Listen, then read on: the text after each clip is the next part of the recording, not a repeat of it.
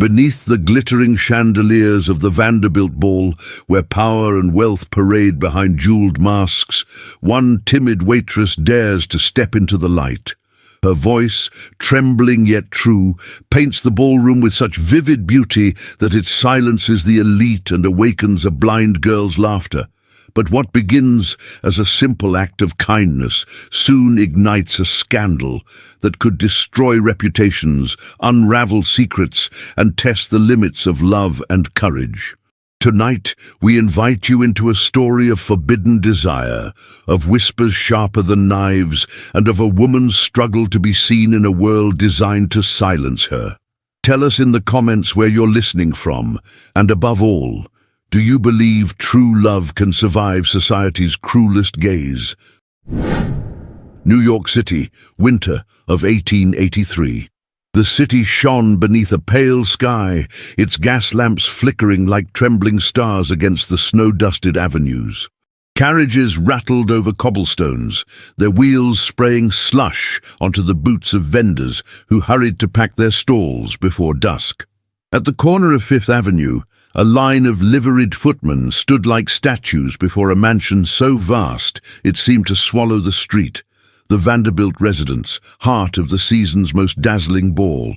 Within its walls, every mirror was polished to a sheen like water, and every crystal drop of the chandeliers trembled with the promise of whispered intrigues. In a cramped boarding house on the Lower East Side, Susie Walton tightened the laces of her worn boots with trembling fingers. The invitation had not been hers, but the agency's. She had been chosen for her quiet demeanor and steady hands to serve the elite for one evening only. The small tin locket at her neck pressed coldly against her skin, a silent reminder of the mother she had lost and the life she had never known. Her dark navy dress, simple and high-necked, bore the faint scent of starch. Over it, she tied a fresh white linen apron, the only shield between herself and a world that would never claim her as its own. The journey to the mansion seemed to stretch endlessly. The cab smelled of damp wool and smoke, and the horses' hooves clattered like a warning against the frozen street. Susie's breath clouded the small window as she stared at the blur of wealth passing by. Carriages with gold crests, ladies cloaked in velvet and fur, gentlemen stepping lightly onto marble steps. Her hands, calloused but graceful, folded tightly in her lap. She whispered a prayer she had not said since girlhood, not for luck, but for invisibility. Inside the Vanderbilt mansion, light poured from every window like molten gold. Servants moved in disciplined lines, their voices low, their eyes lowered.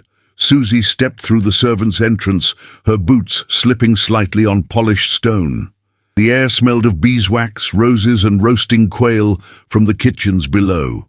She followed a butler's clipped instructions up the back staircase and emerged into a hallway where portraits of stern-faced ancestors stared down as if to measure her worth. Beyond the double doors, music swelled, violins, cellos, and a waltz slow enough to catch the sigh of every lady's gown. She glimpsed the ballroom through a crack in the door, an ocean of silk, pearls, and peacock feathers, of gentlemen in black tailcoats and ladies in shimmering gowns of gold and ivory. Her heart beat so hard it seemed to echo in her ears. She adjusted the ribbon at her bun and forced her hands to still.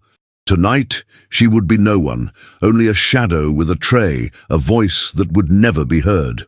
Across the ballroom, another carriage had arrived moments earlier. Harrison Chamberlain, tall and severe in his black tailcoat and ivory waistcoat, stood at the threshold with his daughter Clementine. His gloved hand rested lightly on her arm as she tilted her head, listening to the music she could not see. Her pale blue eyes, unfocused but luminous, reflected the crystal light above. He guided her forward with a measured step, his gaze scanning the crowd with the practiced caution of a man who trusted no one. Whispers followed them as they entered, whispers of fortunes made in iron and banking, of a wife buried 5 winters ago, of a daughter whose blindness was both tragedy and mystery. Harrison's jaw was set, his silver-streaked hair perfectly combed back, Yet beneath his restraint pulsed a loneliness he had no words for. The ballroom parted around him, like water around a ship's prow. Every glance cast not at his wealth, but at the aura of power that clung to him. Susie's tray trembled as she passed through the glittering crowd, balancing crystal flutes of champagne. The scent of perfume and warm silk pressed around her like a suffocating curtain. She kept her eyes lowered, but in the reflection of a gilded mirror, she caught a glimpse of the magnate and his daughter. The girl's small gloved hand gripped her father's arm with trust. Susie's chest tightened with a pang she could not name, a yearning so quiet it felt like a secret. In that moment, separated by marble columns and invisible walls of class, two worlds existed within the same room. One glittered with chandeliers and power, the other trembled with hidden dignity. Susie adjusted her tray, inhaled slowly, and stepped forward into the music and murmurs of the ballroom, unaware that a single evening was about to draw her name, her voice, and her heart into a story none of them could have imagined. The ballroom pulsed like a living heart, golden and warm, glittering with candlelight that spilled from hundreds of crystal chandeliers. The scent of beeswax, champagne, and gardenia hovered over the polished marble floor, where ladies in silken gowns swept past in waves of color and rustle, their voices trailing like silk ribbons behind them. Everywhere was music, soaring violins, murmuring cellos, and the deep, steady beat of a grand piano, all echoing beneath the domed ceiling frescoed with angels and constellations. Susie Walton moved quietly through this ocean of splendor, her fingers trembling just slightly on the silver tray she carried. Her steps were light, but her senses sharp, catching the faintest rustle of layered skirts, the glint of gold on cufflinks, the laughter that rose and fell like a tide. She was one of many maids tonight, indistinguishable in her plain navy dress and pressed white apron. And yet, beneath her calm exterior, her heart beat with a strange mixture of awe and dread. This was not her world, it never had been. But for this one night she was permitted to breathe its air, to glimpse its rituals from behind lowered lashes. She walked past rows of guests who did not see her, their eyes fixed on champagne flutes, silk fans, and the unspoken drama that shimmered beneath each carefully chosen word. As she circled the room for the third time, a gentle tug on her skirt made her pause. She turned, startled, to find a girl of about 13 standing near one of the tall windows, her pale hands folded neatly before her, her golden hair curled and tied with a lavender ribbon. Her eyes, soft and blue, though unfocused, gazed past Susie, fixed on a world she could no longer see. "Excuse me," the girl said softly.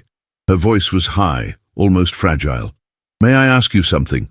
Susie set the tray against her hip, curtsied out of instinct, and offered a smile. "Of course, miss." The girl tilted her head slightly. "I can hear the music and feel the warmth of the candles, but I wonder, could you tell me what it looks like in here?" For a moment Susie hesitated. Her throat tightened, and her gaze flicked to the clusters of guests nearby. No one had noticed. Yet, she looked back at the girl's hopeful face and felt her resolve melt. "Very well," Susie said in a hushed tone. "If it pleases you." She knelt just slightly, lowering her voice, drawing closer to the girl's ear. "There are chandeliers above us, like floating stars. Each one is a bouquet of crystal, holding candles that flicker in every direction. Their light dances across the mirrors on the walls, huge mirrors, framed in gold, and the reflections make it seem as though the room stretches forever." Clementine Chamberlain, for that was her name, inhaled softly, and the corners of her lips lifted in a faint smile. "Go on," she whispered. Susie glanced around. A few heads had turned. A pair of matrons watched with idle curiosity from behind feathered fans. She continued anyway. "The floor is marble, polished so fine it reflects the skirts of the ladies as they pass. They're wearing gowns of every color, emerald, sapphire, rose, ivory, each embroidered with gold thread or tiny seed pearls. Some wear feathers in their hair, others tiaras that glitter like frost. The gentlemen are in black coats and white gloves. Their shoes shine like glass. Clementine's breath caught. And the ceiling? It's painted with clouds and stars. Cherubs and angels drift above us, reaching for one another with outstretched arms. You can almost imagine they'll come to life when the clock strikes midnight. For several seconds, the girl said nothing.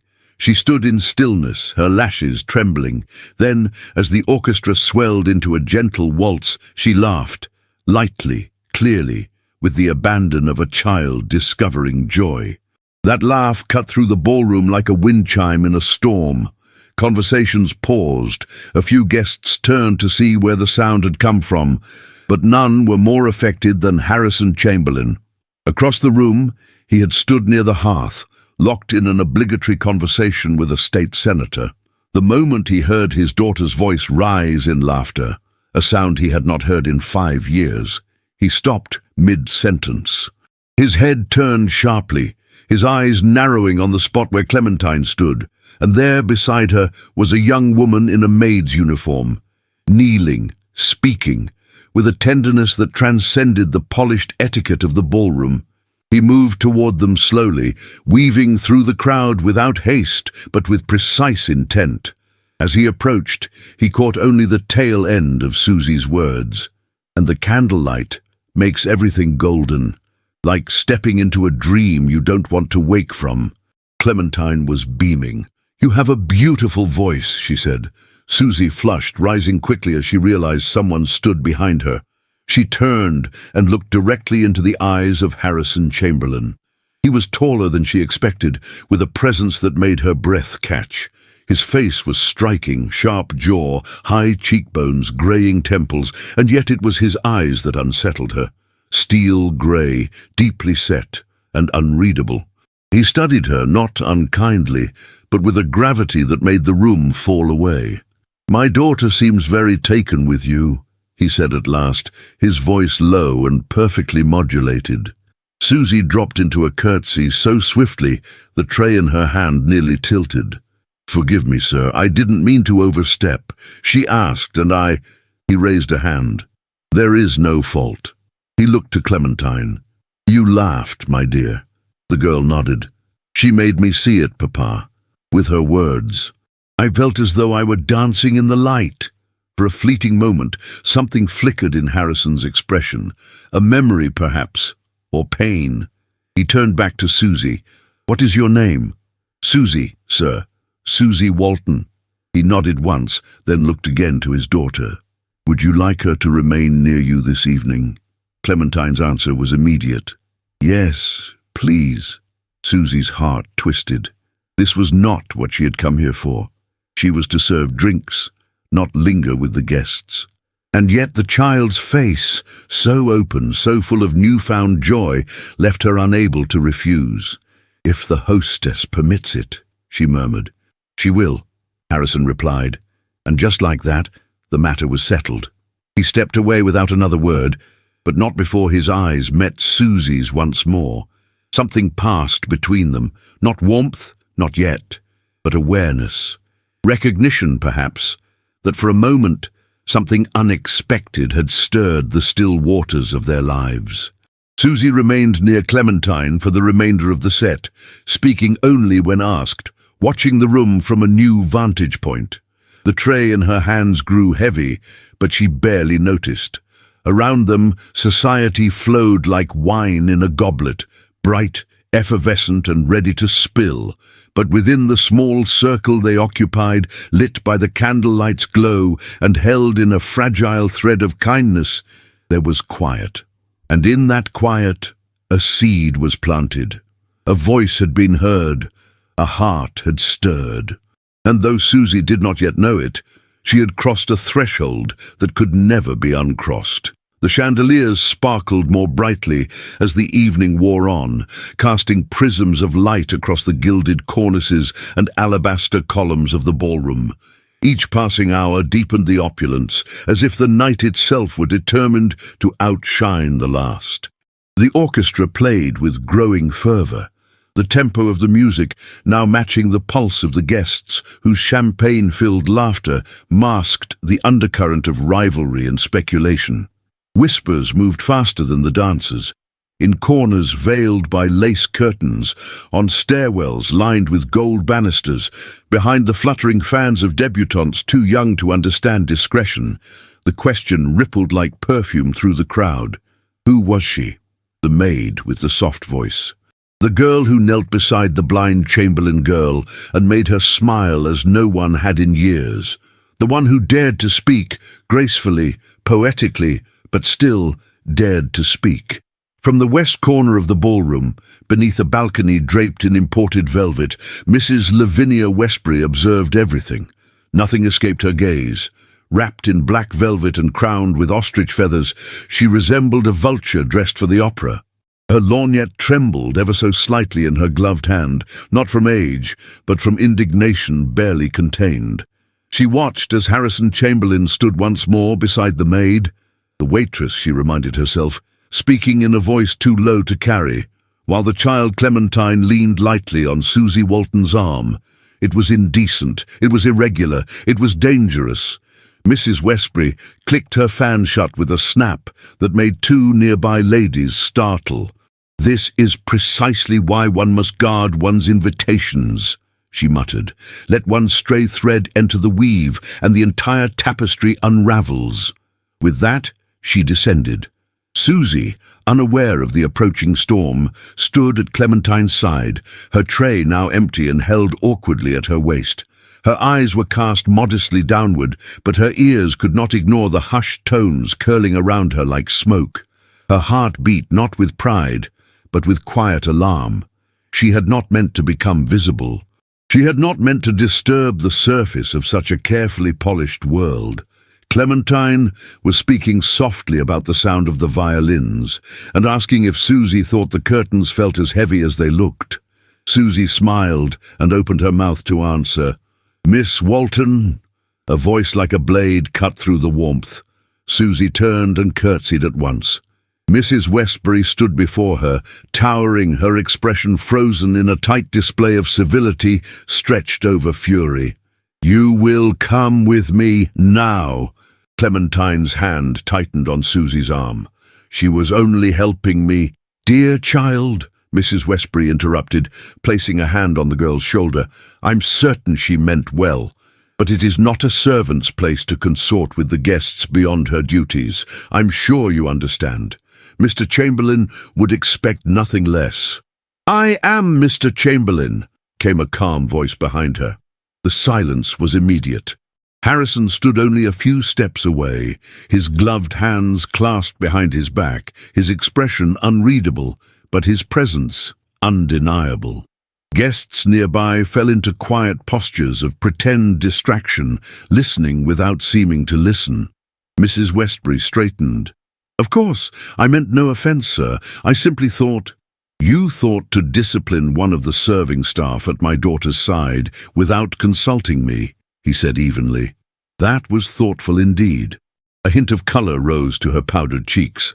Harrison turned to Susie, his tone shifting. "Miss Walton, has anyone expressed to you that your presence with Clementine is inappropriate?" Susie hesitated. "No, sir." "Then I would ask you to continue at her side. My daughter trusts few people." Mrs. Westbury smiled tightly. "Naturally, if that is your wish, then I thank you for your concern," Harrison cut in, "but I believe the matter is resolved." With a graceful bow of his head, he dismissed the hostess. Mrs. Westbury, checkmated in her own ballroom, turned with her skirts rustling like warning bells and walked away. Susie stood still, unsure of what had just happened. Her pulse pounded in her ears, and her cheeks burned with a mixture of gratitude and unease. Harrison's gaze returned to her. "Are you all right, Miss Walton?" "Yes," she said quietly. "Thank you." He studied her for a moment. The lines around his mouth were drawn, but his eyes had softened. There was something else, too, something in the way his gaze did not drift as quickly as it should have, in the way his presence did not retreat as fast as propriety would demand. "Clementine is very fond of you already," he said. "She responds to gentleness." "I'm honored," Susie murmured. He gave a single nod, then stepped back, as if reminded of his station. "Carry on." And with that, he was gone. The rest of the night unfolded like a dream blurred by candlelight. Clementine asked Susie to describe more of the room, but this time the girl was not content with mere shapes or colors. She asked about the way people moved, how their laughter sounded, if they looked sincere or painted in joy. Susie answered as best she could, careful with her words, tender with her truth. Every so often she felt eyes on her. Sometimes it was the gaze of curious guests. Sometimes it was the sting of judgment. But once, near the close of the final waltz, she turned toward the balcony and found Harrison watching her. He stood alone, half in shadow, his expression unreadable, his posture still. Their eyes met only briefly, yet in that fraction of time, something passed between them. Not a smile, not a word, just a silence heavy with meaning, a breath held too long, a pause that spoke louder than conversation. Then he turned, and the moment was gone. Susie lowered her gaze, her hands tightening on the tray that had grown heavy with the night. She reminded herself that she was a servant, and he was a king in a city of kings. Whatever flickered in his gaze was nothing more than curiosity, nothing more than a passing thought in a mind far removed from hers. And yet, as the guests began to disperse and the music faded into the hush of night, Susie remained still for a moment longer, near the window where she had first knelt beside a blind girl and spoken of chandeliers. Outside, snow was falling, gentle, white, and slow. Inside, something else had begun to fall, a wall, a silence, a certainty. And in the quiet that followed, a gaze across the divide lingered like a note not yet resolved. The morning after the ball arrived, dressed in frost.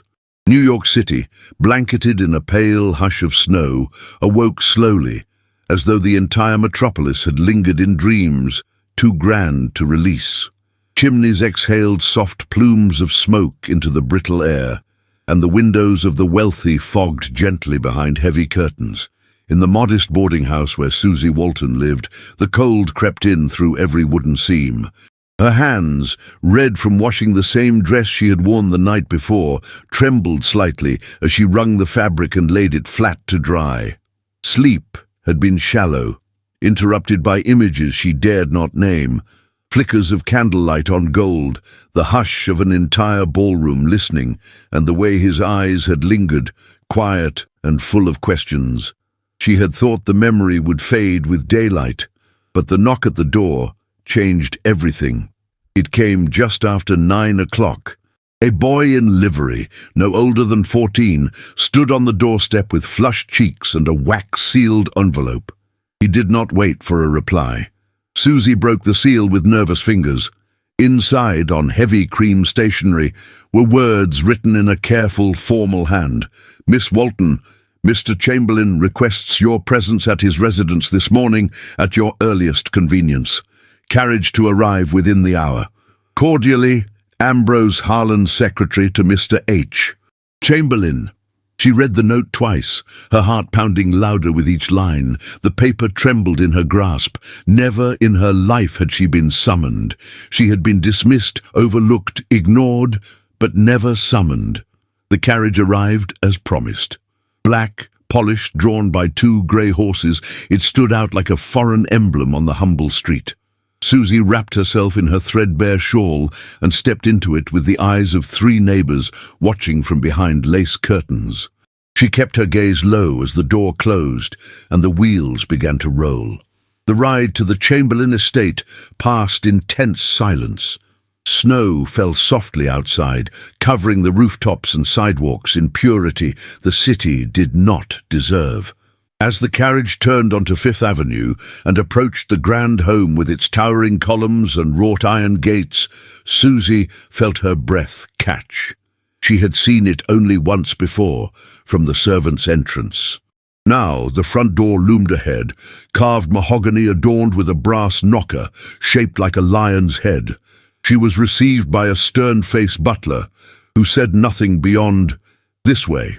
Inside, the mansion was silent, not with emptiness, but with wealth's peculiar hush, the kind that cloaked rooms in carpets so thick footsteps vanished, and walls so high voices dared not rise above a whisper. The hall smelled of lemon polish and roses. Oil paintings of long-dead ancestors watched her as she passed. She was led to a sitting room at the back of the house. Its windows overlooked a frozen garden, where once, she imagined, roses had bloomed. The fireplace crackled softly. The furniture was deep green velvet, and the clock on the mantel ticked with perfect indifference. Then the door opened. Harrison Chamberlain entered without ceremony. He wore a dark morning coat, unbuttoned, and a charcoal waistcoat over a crisp white shirt. A gold watch chain glinted across his chest. His hair, brushed back, revealed the silver at his temples. He did not smile, but his eyes, those storm-grey eyes, held a quiet intensity that made the air shift. "Miss Walton," he said, voice low and even. "Thank you for coming." She rose at once, her hands clasped before her. "Sir, please, sit." She obeyed, perched lightly on the edge of the settee. Her heart thudded beneath her bodice, but her face remained composed. "I'll be brief," he said, standing near the hearth, one hand resting on the mantel. "My daughter has spoken of you with warmth. That alone is rare. Clementine is reserved, but something in your presence eased her." Susie said nothing, unsure if agreement would seem vain or denial dishonest. "I would like to offer you temporary employment," he continued, "not as a servant in this household, but as Clementine's companion and reader. She requires someone with patience, someone who can speak gently and listen carefully." The words hung in the air like smoke. After a pause, he added, "It would require discretion, absolute discretion.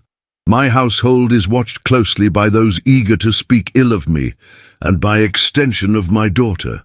You must be aware that your presence here may not be welcome by all." She looked up at him then, eyes wide but clear. "I understand, sir. You would live here," he said, "room and board included. Your wage would be fair." "It is not charity, Miss Walton. It is a role of trust." Susie's breath trembled. The offer was more than she had ever imagined. But behind the honor lurked something else, something sharp-edged. "You understand that society will ask questions," he added quietly. "Questions I will not dignify with answers." She nodded, the weight of the moment pressing upon her like velvet and stone. "Yes," she said, "I accept." For the first time, a flicker of something passed through his expression. Relief? Approval? She could not say. "Good." He turned as if the conversation were complete, but then paused. "Do you have any conditions, Miss Walton?" The question startled her. She looked at him fully then, not as a magnate, not as a figure carved in marble, but as a man standing in his own home, asking her opinion. "Yes," she said softly. "Only one." He waited.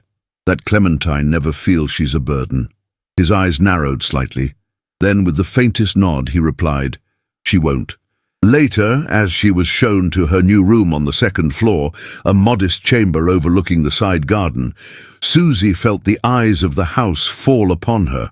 The maid who carried her things did so with brisk, silent judgment.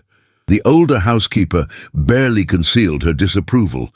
2 footmen whispered as they passed her in the hall. She was no longer invisible. She was no longer anonymous. And for the first time in her life, that terrified her. Alone at last, she stood by the window, her shawl wrapped tightly around her shoulders. Snow still fell outside, soft as secrets.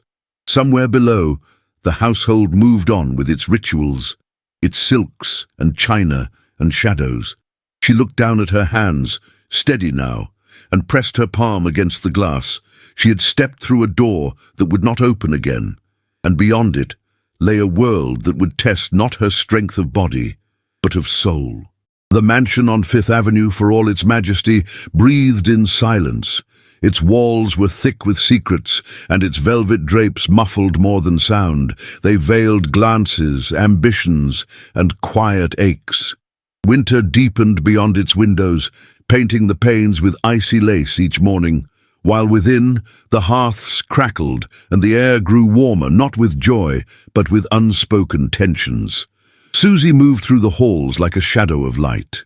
No longer a guest, not quite a servant, she existed in a liminal space, neither upstairs nor down. Yet Clementine had claimed her with innocent conviction. Each morning, the girl awaited her with books opened on her lap, her delicate hands resting on embossed pages she could no longer read, her expression blooming the moment she heard Susie's steps on the staircase. The rhythm of their days became a delicate dance. In the mornings, Susie read poetry aloud, Tennyson, Longfellow, Whittier, her voice soft but sure, her pacing measured to match Clementine's breathing.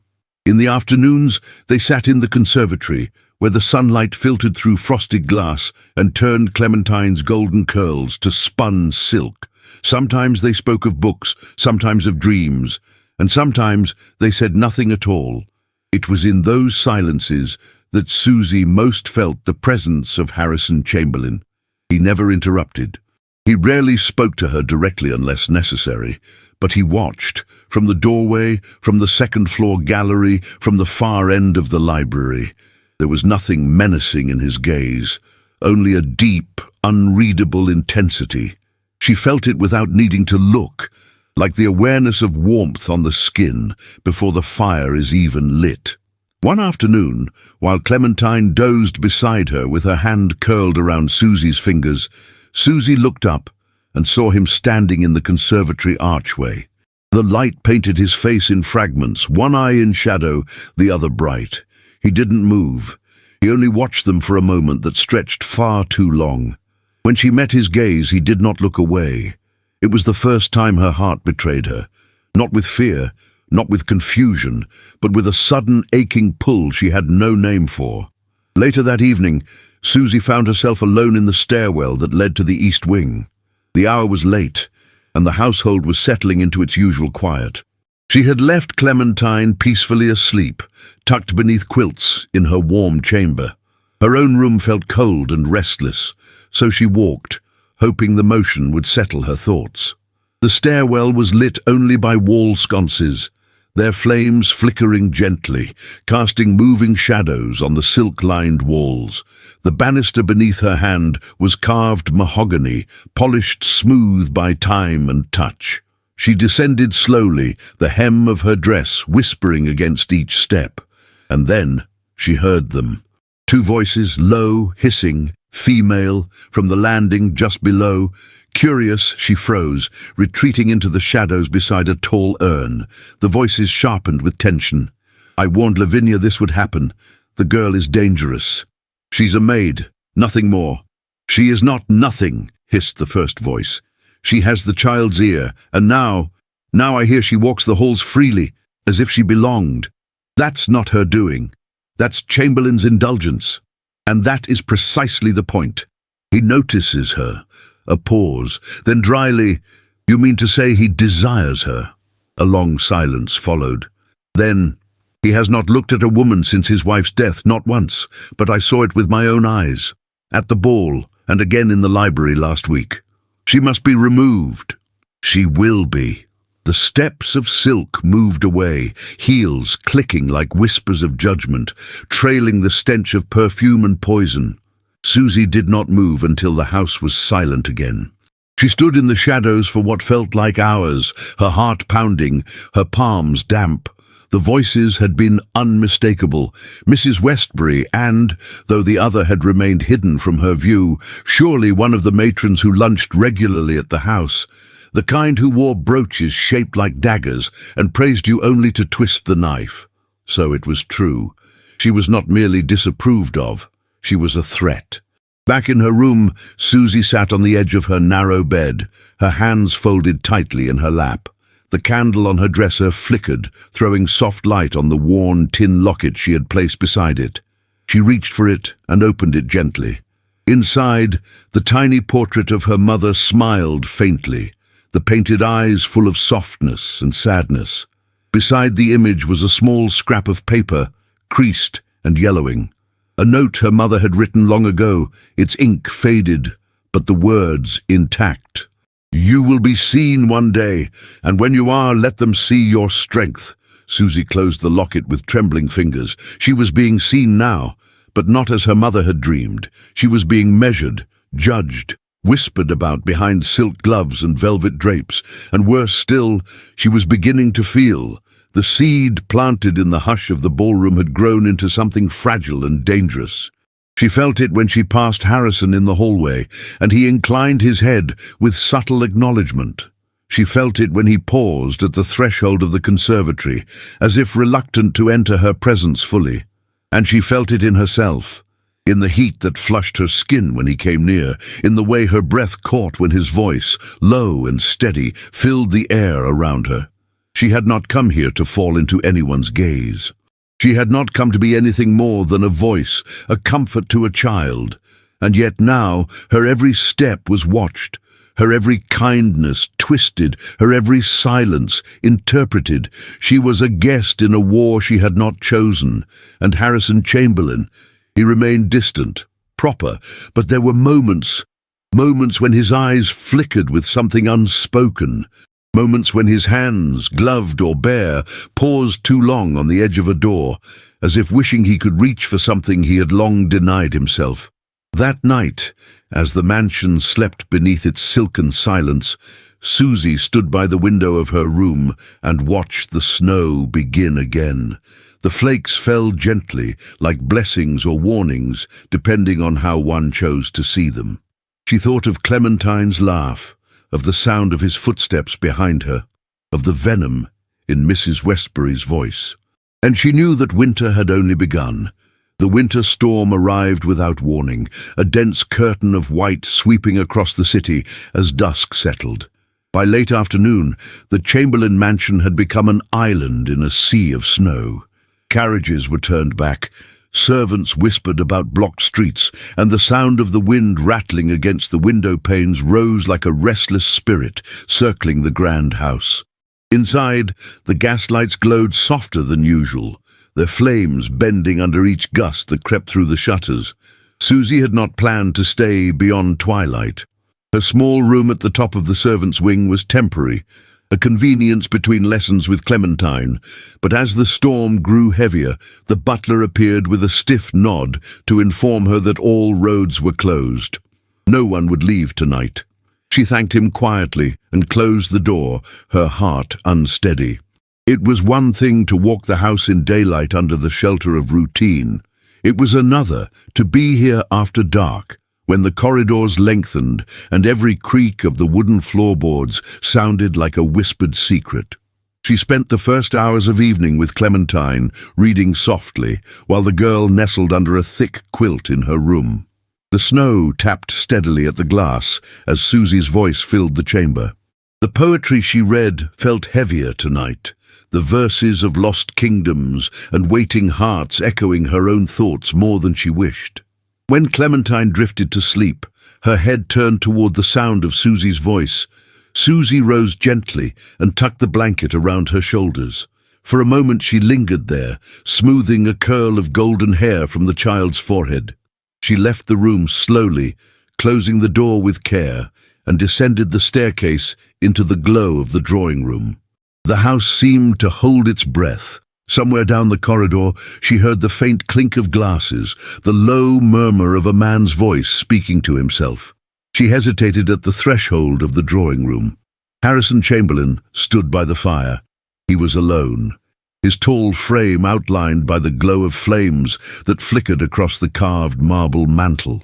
He had removed his coat, and his waistcoat lay open, revealing the crisp linen of his shirt. In his hand, he held a glass of brandy, untouched. His posture was rigid, but not rehearsed. It was the stance of a man trying to master his own memories. When he looked up and saw her, his expression did not harden as she expected. Instead, he gave a slight, almost imperceptible nod, as though her presence were neither intrusion nor surprise. "The storm will not break tonight," he said quietly. "You should be comfortable enough here until morning."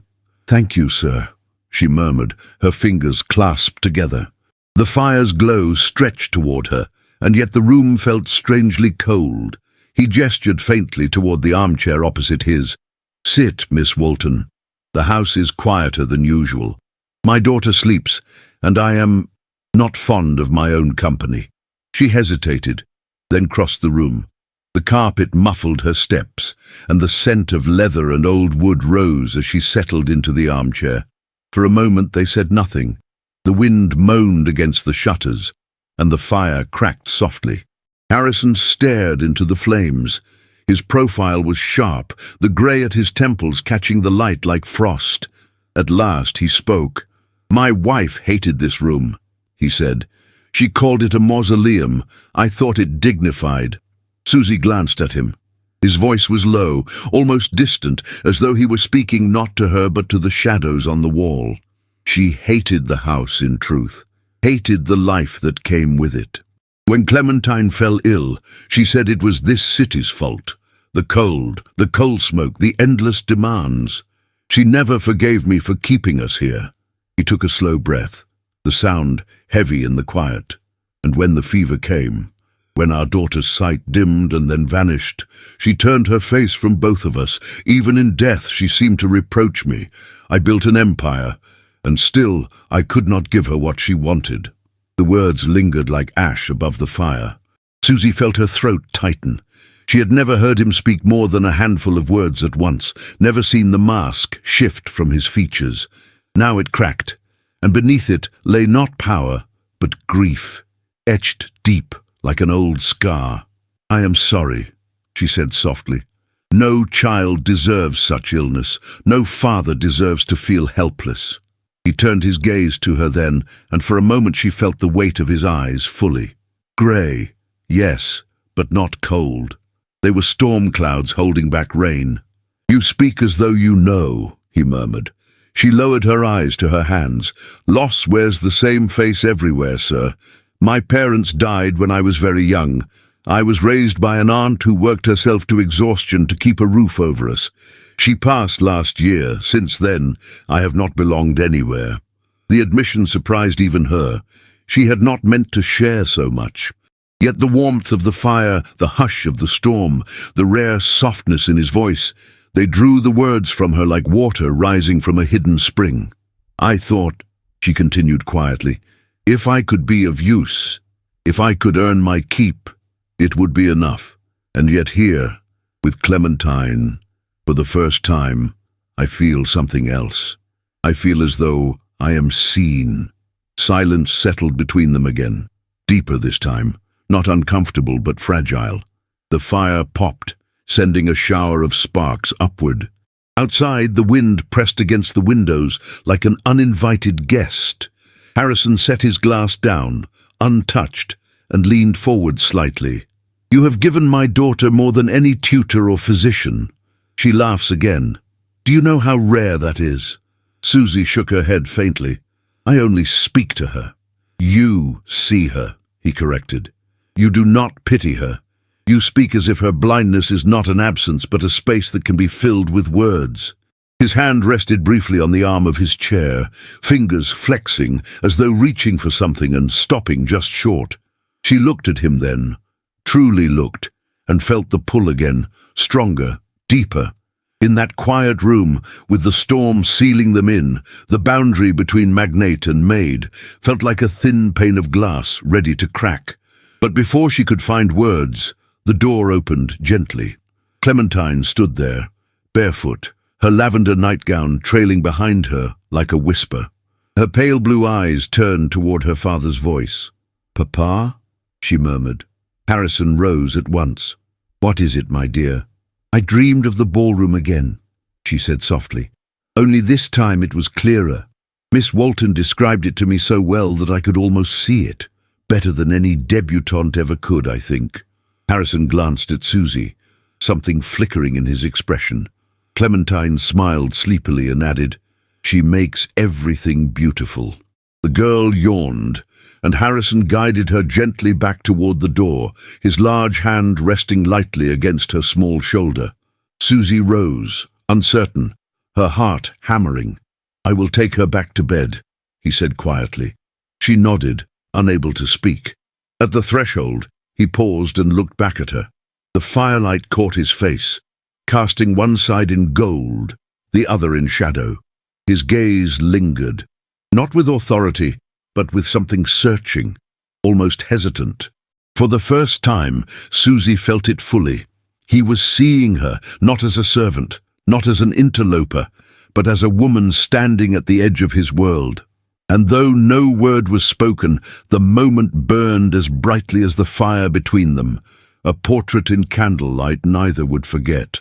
The sun shone deceptively warm on the day of the luncheon, filtering through the bare branches of Central Park and gilding the city in fragile light.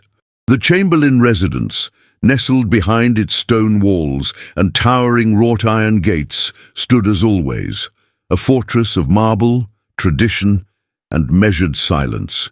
Yet that morning it bristled with activity. Fresh flowers from the conservatory adorned every table in the eastern salon. Crystal decanters reflected tiny rainbows across linen tablecloths, and delicate porcelain gleamed with gold accents. It was Mrs. Lavinia Westbury's doing, of course, a gathering of select ladies from the city's oldest families, veiled as a charitable committee, but, in truth, nothing more than a gilded tribunal. And Susie Walton, under the naive encouragement of Clementine, had accepted an invitation extended with poisoned courtesy. "You must come," Clementine had pleaded. "They'll like you once they speak with you. They only need to see how kind you are." Susie, touched by the girl's trust and unaware of the snare laid beneath it, had allowed herself to hope. The moment she entered the salon, however, she felt it.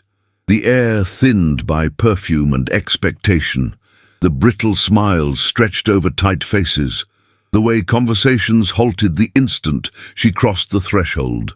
Dressed in her plainest day dress, a soft dove-grey wool with a high collar and no adornment, she clutched her gloves in trembling hands. Her hair, neatly pinned, felt too simple, her presence too visible. Mrs. Westbury, in garnet silk and jet beads, rose to greet her with the practiced grace of a seasoned predator. "Miss Walton," she said sweetly, "how kind of you to join us." Susie curtsied softly. "Thank you for the invitation, madam." The other ladies, 4 in total, all wives or widows of men with fortunes entangled in Chamberlain contracts, nodded in cold politeness, their eyes sliding over Susie as one might assess an unexpected insect on the hem of an expensive gown. The tea began with banalities: weather, concerts, a new shipment of French lace. Yet even as the silver spoons clinked and laughter chimed falsely over china cups, Susie felt the tension coil tighter, like a bowstring waiting for release. It came, as always, from Mrs. Westbury. "And tell us, Miss Walton," she said, buttering a biscuit with the deliberation of a woman slicing skin. "Do you find your position here comfortable?" Susie blinked. "I am grateful for the opportunity to assist Miss Clementine. She is a remarkable young lady." "Yes," another lady interjected, her lips pursed. "And her father? Is he as generous with his gratitude?" The silence that followed was louder than any outburst. Susie felt the heat rise to her cheeks. "I do not understand the question." Mrs. Westbury leaned forward, her eyes sharp behind the sparkle of her brooch. "It's simply that some among us have observed a closeness, unusual perhaps, between yourself and Mr. Chamberlain." "I assure you," Susie began, her voice shaking, "but there is no need to be defensive," another added with false kindness. "We understand how young women, especially those without connections, must use what gifts they possess." The word struck like a slap. Susie's breath caught. Her gloves dropped to the floor. No one reached to pick them up. "I was invited," she whispered, though she no longer knew if she meant the tea or the house itself. "Of course you were," Mrs. Westbury said, folding her hands with quiet finality. But invitations, Miss Walton, can be withdrawn. Susie stood. The room tilted, though not from dizziness, but from something deeper, a fracture within. She gathered her gloves with shaking hands, curtsied without a word, and turned to leave.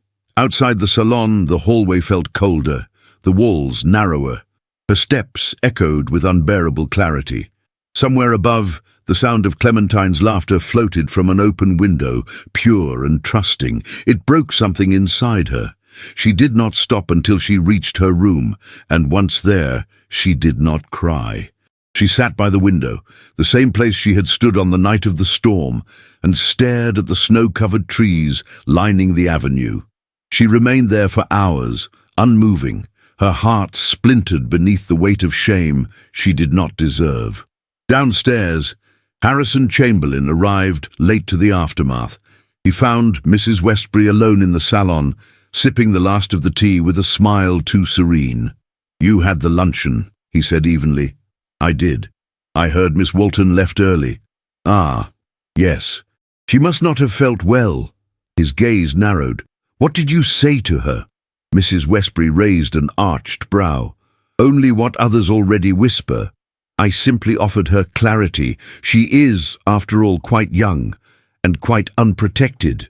"You will not speak to her again," Harrison said coldly. "Not here, not anywhere." She stood slowly, eyes flashing. "Are you truly prepared to jeopardize your name for a girl who has neither title nor dowry?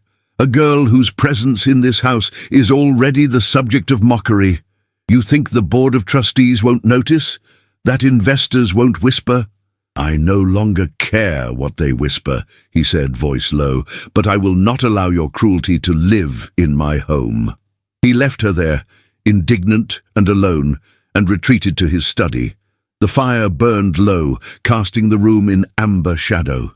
The door closed behind him with a thud that sounded like resolve. He sat at his desk, opened the drawer, and pulled out a fresh sheet of ivory paper. He began to write. "Miss Walton, forgive the silence I allowed to fester. I did not speak when I should have. And in that silence I let others define a narrative that does not belong to them. What I see in you is not impropriety.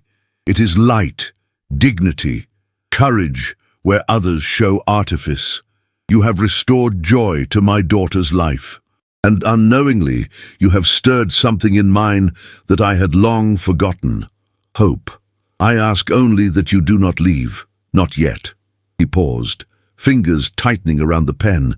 Then, in a moment, uncharacteristically impulsive, he signed his name, H. Chamberlain.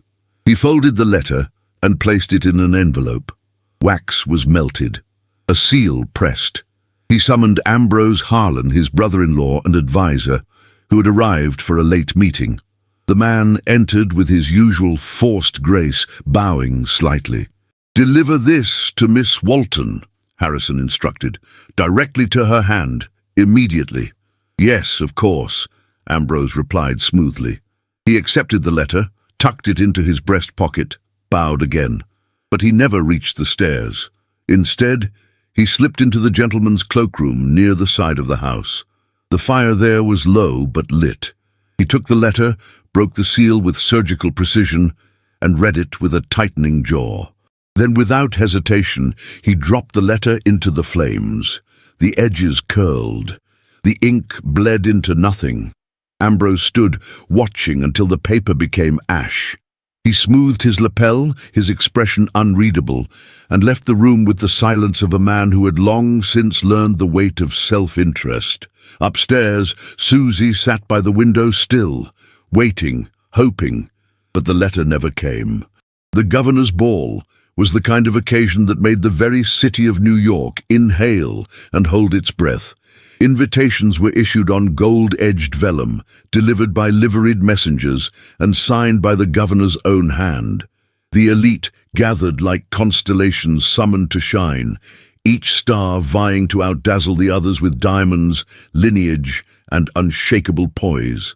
The Chamberlain name was carved into that sky by legacy alone. It was assumed that Harrison would attend, as always, his presence both a political certainty and a social necessity. What no one assumed, what no one dared to imagine, was that the young, blind daughter of the magnate would refuse to set foot in the ballroom unless Susie Walton stood beside her. The morning of the ball dawned clear and brittle, the snow like sugar over rooftops. Within the Chamberlain mansion, tempers flared behind closed doors. Clementine had risen early, her hair already braided with satin ribbons, and announced her intention with the quiet force of a girl who had learned that blindness did not mean silence. "I will not go without her," she said calmly at the breakfast table, her hands wrapped around a cup of chocolate she barely touched. "They speak kindly to my face and laugh when I turn. Susie tells me the truth. If I must walk through a room of vipers, let me go with someone who does not wear a mask." Harrison looked at her long and hard. His fork rested against the edge of his plate. Outside the window, the carriage horses were being prepared, their breaths misting the air. "She is not invited," he said quietly. "She is needed," Clementine replied. "By me." Hours later, a carriage pulled up before the modest boarding house where Susie had returned just days prior. The footman held out a letter sealed with the Chamberlain crest. Inside, the note was written in Harrison's own hand. "Come tonight. Not for them. For her. H." Below the message was a simple line. "A gown has been arranged." Susie stared at the paper for a long time. Her fingers trembled, not from fear, but from a wave of feeling too strong to name. She had waited for words that never came, and now, in 3 lines, everything and nothing had been said. The gown arrived minutes later in a box lined with soft lavender tissue. It was not new. It had been worn before, once, perhaps twice, but it was exquisite. Pale blue silk with pearl buttons and delicate lace at the sleeves. Modest, but not plain. When she slipped it over her chemise, it fit almost perfectly. She did not ask how he knew her size. Her hair was gathered simply, pinned in soft waves with a single silver comb. No jewels, no gloves, only the locket around her neck tucked beneath the neckline of the gown, like a secret no one could steal. The governor's mansion stood at the edge of the park, its colonnaded facade glowing in the gaslight. The ballroom inside was a cathedral of excess, vaulted ceilings, cascading chandeliers, and music that seemed to rise from the marble itself. Susie entered through the front, not the servants' door. Her feet, clad in borrowed satin shoes, stepped carefully across the tiled floor, each click a defiance. The moment she crossed the threshold, the air changed. Heads turned, conversations stumbled, fans fluttered with nervous energy. Who was she? Why was she here? And then Clementine, dressed in ivory silk and standing beside her father, turned toward the sound of her steps and smiled. "You came," she said softly, holding out her hand. Susie crossed the room like a breath of wind. She took Clementine's hand and kissed it gently. "I said I would." From a distance, Harrison watched. He had not offered more than the note. He had not seen her since the luncheon. But now, as she stood before him in candlelight and silk, his breath caught. She did not bow. He did not speak. But their eyes met, briefly, fiercely, and in that gaze an entire chapter was written in silence. The music resumed, a waltz. Couples spun across the floor. Clementine leaned into Susie's guidance, laughing as she imagined the gowns swaying, the chandeliers trembling. For a moment, it was as if no one else existed. But society never forgets. And it never forgives a woman who dares to rise without permission. A voice, high and clear, rang across the dance floor. "How charming," it said. "The maid plays the lady." Susie froze. So did Clementine. The voice belonged to Miss Lillian Ashcroft, the daughter of a steel baron and a debutante trained in cruelty from birth. Draped in emerald silk, she glided forward, her chin lifted high. "Tell me, Miss Walton," she continued, her lips curved in mock sweetness, "do you enjoy playing the part? Or is it simply the only role you've yet to soil?" Murmurs rippled through the room. Susie's cheeks burned, her breath hitched. She turned toward the door, but Clementine's hand tightened around hers. "No," Clementine said firmly. "Don't go." Lillian laughed, but it sounded brittle. "It's no secret, you know, that she was a waitress. That she charmed her way into this house, into your father's graces. They say she reads to you, but what else does she offer? Loyalty or ambition?" Susie's heart pounded. She opened her mouth, but no words came. Her throat felt like stone. And then Clementine stepped forward. Her voice was not loud, but it carried. "She is my eyes," she said, "and my heart." The room fell utterly silent. Clementine turned her sightless gaze toward the crowd. "She does not speak lies. She does not flatter or plot or pretend. She tells me when I am wrong. She holds my hand when I am afraid. She makes me feel not broken, but whole." She reached for Susie, pulled her close, and raised her chin defiantly. "If anyone here believes that birth defines worth, I suggest they speak to a mirror, because what I see in her, what I feel in her, is more nobility than any title in this room." Susie trembled.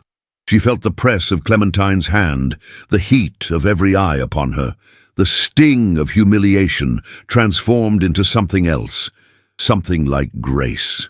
Across the room, Harrison's hand curled into a fist. He stepped forward but paused. His daughter had spoken, and no voice, not even his own, could match hers in that moment. The music began again, timidly at first. Lillian retreated, her smile cracked. The matrons turned their heads. And Susie stood in the center of the storm, not broken, not bowed, but held. That night she did not dance, but she remained. And when Harrison's eyes found hers once more, there was no question left to ask, only the ache of what had not been said, and the fire of what could no longer be denied. The snow had not yet melted from the steps of the governor's mansion when the final ripple of Clementine's declaration settled over the ballroom like dust. And in that hush, broken only by the tentative rustle of silks and the reluctant resumption of the orchestra, something ancient in Harrison Chamberlain snapped, not in anger, not in defeat, but in revelation. All his life he had obeyed the rules written in polished ink by men who wore masks more rigid than their collars. He had played the part of the widowed magnate with impeccable composure, kept his name spotless while the world around him whispered and maneuvered. But now, watching his daughter stand with the only person who had seen her beyond her broken eyes, he felt a silence deeper than propriety, a silence that asked to be broken. He crossed the ballroom with slow, deliberate steps, not rushed, not hesitant, the kind of stride that announced something unchangeable was about to be done. All eyes followed him, like the orbit of small stars around a sun they could neither touch nor defy. Susie stood at the center of that light, her hand still wrapped in Clementine's, her eyes lowered, her cheeks flushed not from shame, but from the unbearable burden of being watched. He stopped before them. "Miss Walton," he said, his voice calm but resonant, "my daughter has spoken with more grace and courage than most of the men I've known." Susie lifted her eyes slowly. Her breath was caught, somewhere between disbelief and hope. "Tonight, you were made to feel small," Harrison continued, turning slightly to the crowd, his gaze sweeping across faces that had once held power over him. "But there is nothing small about the heart that walks beside my daughter each day, or the voice that taught her to see the world not through fear, but with wonder." He looked back at her. "I would ask you, not as my daughter's companion, but as a woman of dignity, to remain in this house, not as a servant, but as someone we choose to call family." A silence followed that was almost painful. Then it erupted. It began with gasps, whispers. Fans snapped shut with sharp clicks. A matron in a crimson gown murmured something about disgrace. A man near the punch table dropped his glass, the shatter lost beneath the rising storm of protest. Even Clementine's lips parted in shock. She turned toward her father with both wonder and fear. Susie took a step back, the pulse in her ears deafening. The room spun slightly. "No," she said, her voice trembling. "I can't." Clementine reached for her hand again, but Susie gently pulled away. "Please understand," she whispered. "What you've offered me, it's more than I've ever dreamed. But I won't be a symbol, not for them to tear apart. I won't be someone they tolerate just to speak of behind lace fans and polite smiles. I would rather be forgotten with peace than remembered with scorn." She turned and walked toward the double doors. No one stopped her. Harrison watched her go, his face unreadable. He felt Clementine tug at his sleeve, but his feet refused to move. Only when the great doors closed behind Susie did he finally blink, and the spell broke. That night, the ballroom continued without him. He left early, silent, ignoring the pointed stares, the forced laughter. Clementine said nothing on the ride home, only pressed her head against the carriage wall and wept quietly, her hand still clutching the empty space where Susie's fingers had once been. The following morning, she refused breakfast. By noon, the staff had scoured every nearby boarding house, every room Susie had once called her own. She had vanished. On the second day, Harrison ordered his carriage himself. He dressed without a valet. He walked streets he had not seen in years, spoke with people he would never invite into his parlor. On the third day, he abandoned the carriage and went on foot, snow collecting on his coat, his polished boots soaked through. He moved through alleyways, factories, soup kitchens. He did not know what he was searching for until he found it. It was a narrow tenement on the Lower East Side, hidden behind a row of butcher shops and apothecaries. The hallway smelled of coal smoke and boiled cabbage. He followed a whisper of familiarity up 3 flights of stairs. He found her in a small room with peeling wallpaper and a single iron stove. She knelt beside a frail woman who coughed blood into a rag. Her sleeves were rolled, her hair loose around her shoulders, and a basin of water sat beside her. She did not hear him at first. Only when she reached for the towel and found his hand there instead did she look up. Her breath caught. Her lips parted in surprise. Harrison. She had never spoken his name like that before. He knelt beside her without a word, took the towel, helped her. Together they changed the linens. Together they lit the lamp. When the woman fell asleep, Susie led him into the hallway. "I found her a week ago," she explained quietly. "She was my aunt's neighbor, alone. No one else would come." He said nothing, only watched her, the way her hands moved, the way her eyes held both defiance and fatigue. "You left," he said at last. "And I didn't stop you." She lowered her gaze. "Because you thought I would come back?" "No," he replied, "because I didn't know how to ask you to stay." The silence stretched between them. "I burned for 3 days," he said, "with shame, with regret. I thought I was offering you something noble, but I offered you a place without asking where you truly belonged." She looked up at him then, tears brimming. "I didn't want to belong to your world. I wanted to belong beside you." He stepped closer slowly, as if each inch were sacred ground. His voice, when it came, was low. "I see you, Susie Walton, not as charity, not as curiosity. I see the woman who taught my daughter to dream again. I see the soul who stood in a ballroom of wolves and did not flinch. I see the hands that offer more mercy than I have ever known. And I see the heart I cannot forget." He reached out, not forcefully, not ceremoniously, simply held her hand. "I don't ask you to be part of my world," he said. "I ask you to help me build a new one." She stood very still. And then, in a whisper, "You never sent the letter." His brow furrowed. "What letter?" She searched his face, saw no lie there. Her lips trembled. "Then someone never let it reach me." Something passed between them then. Not anger, not suspicion, only sadness for the time lost. But the snow continued to fall beyond the narrow window, soft and slow.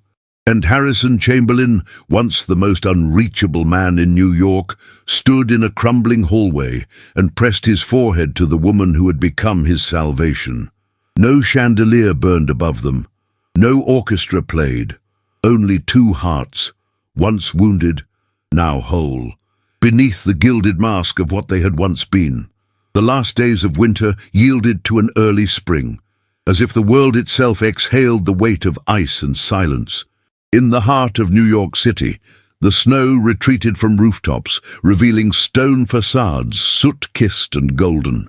Along the iron gates of the Chamberlain estate, crocuses began to bloom.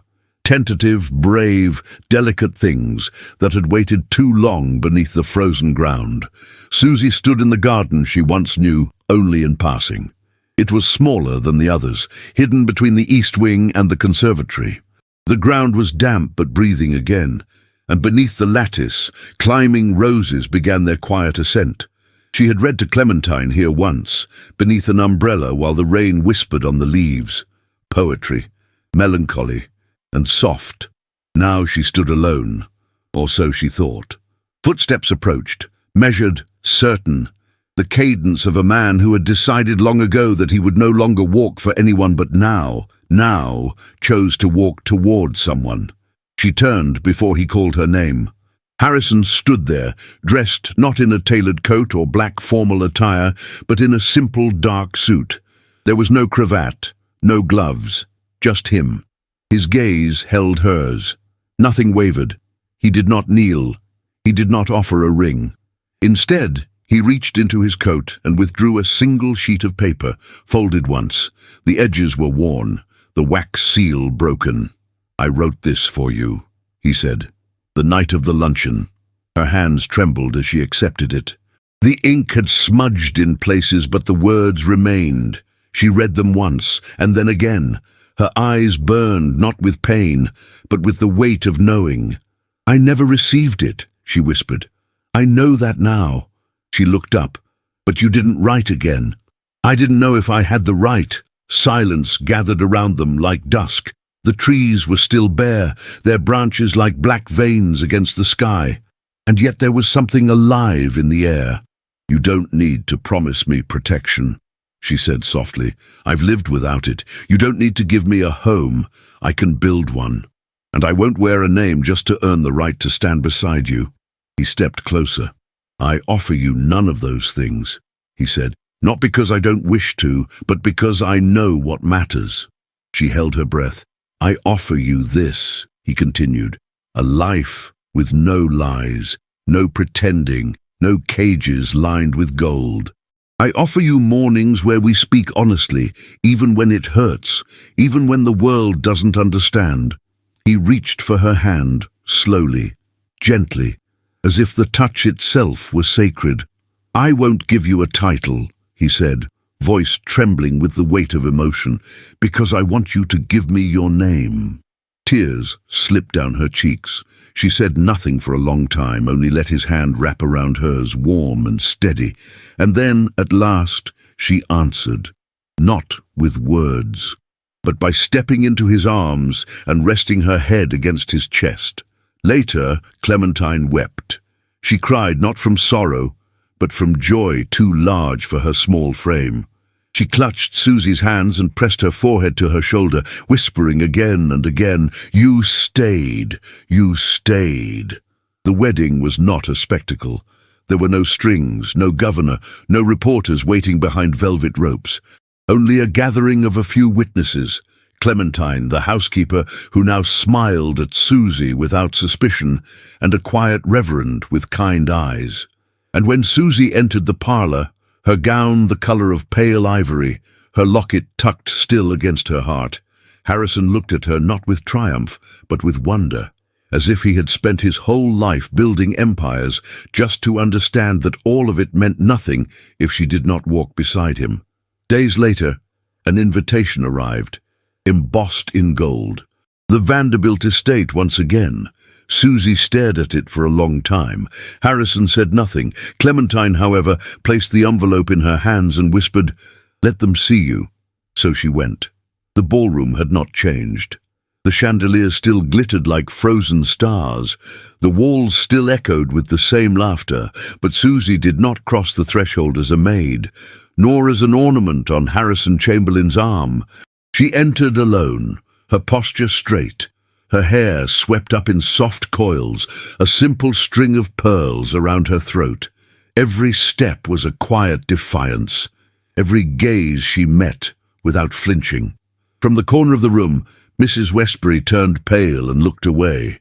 Harrison watched her from a distance, pride hidden beneath restraint. Clementine walked beside her, holding her hand, guiding her through the room, not as a child needing direction, but as a daughter leading a mother. And when the music began, Susie did not dance. She stood beneath the chandelier and looked upward. The lights were no longer blinding. They were stars she had once described to a girl who could not see, and now that same girl stood beside her, glowing with certainty. As the guests murmured and watched, Clementine reached for her again.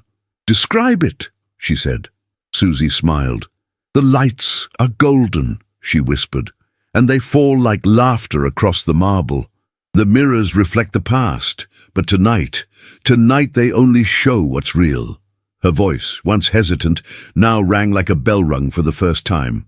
"And above us, the stars, not painted, not chandeliers, but real stars, the kind we carry inside us when the world finally lets us be seen." Clementine closed her eyes and pressed her cheek to Susie's shoulder. "I see them," she whispered. "I do." And so the story ended, not with applause, not with approval, but with a whisper. The same voice that once described chandeliers now described the stars, and beside her stood a daughter, a husband, and a room that finally saw her not for where she came from, but for the light she never stopped carrying. Spring arrived early that year. The lilacs in the garden behind the Chamberlain home had bloomed before the first day of April, their perfume curling through the open windows and lacing the corridors with memory. New York City, ever-changing and always hungry, pressed on around them, taller buildings, faster carriages, louder voices, but within the gates of the estate on Fifth Avenue, time moved differently, not slower, just deeper. Susie stood by the conservatory arch, a woven shawl around her shoulders despite the warmth. Her hair, now threaded with the faintest strands of silver, was pinned in soft coils at the nape of her neck. She watched the garden come to life again, with the same quiet reverence she had held for it all those years ago, when she'd been nothing more than a voice for a girl who could not see. Now, that girl was a woman. Clementine walked arm in arm with a young man in the orchard beyond the roses. She wore soft blue, her cane tapping gently against the path. Though her sight had never returned, her grace had only grown, sharpened by time, softened by love. The man beside her, Elias, spoke in low tones, pausing when she laughed. He did not guide her. He walked with her. Susie smiled. The screen door creaked open behind her, and a pair of small feet ran across the stone. "Mother!" She turned just in time to catch the boy as he flung himself into her arms. 6 years old, with storm-grey eyes and unruly dark hair, he smelled of sunlight and ink. His name was Julian. "Papa says I can ride with him in the carriage today," he exclaimed. "Did he now?" she asked, brushing a curl from his forehead. "And have you asked your tutor about your lessons?" Julian gave her a mischievous smile, the same smile Harrison had worn the first time he had dared to offer her anything more than silence. "He said I was too clever for arithmetic," the boy replied, matter of fact. "He gave up." She laughed. The sound carried on the wind like birdsong. Harrison appeared at the doorway, older now, his temples silver, his shoulders broader with the weight of years. But his gaze, steady, warm, had not aged. He looked at her the way he always had when no one was watching, as though he still couldn't quite believe she was real. "Your son is terrorizing the staff again," he said mildly. "Our son," she corrected, reaching for his hand. He laced his fingers through hers with familiar ease. 7 years, he murmured, drawing her close. "And you still look at me like I might vanish." She looked up at him. "And you still hold me like I never will." Behind them, the city's skyline rose higher than ever, smokestacks and domes competing for the heavens.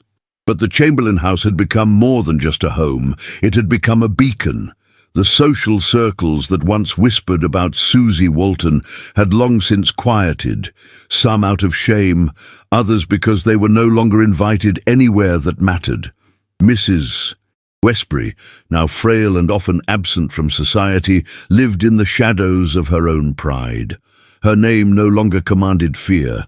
She had lost influence, yes, but more than that, she had lost relevance.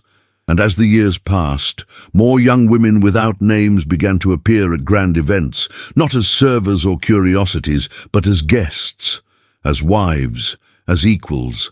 Not all, not many, but enough. Enough to shift the conversation, enough to start a new chapter. One afternoon, Julian asked his mother if she had always lived in such a house. No, she told him. Once I lived behind a curtain where no one saw me. And then Papa found you? She paused. No, she said gently. I found myself, and then he saw me. That evening, Clementine read aloud to the family from a volume of poetry, her voice sure and serene. Julian sat at her feet, drawing stars on parchment, while Harrison watched from the armchair, a book forgotten in his lap. Susie listened to her daughter's voice fill the room. The girl who had once asked her to describe chandeliers now spoke of galaxies and constellations, her words painting light into every corner. As dusk fell, and the stars blinked into the sky beyond the window, Susie stepped outside once more. She tilted her head to the heavens and whispered a verse.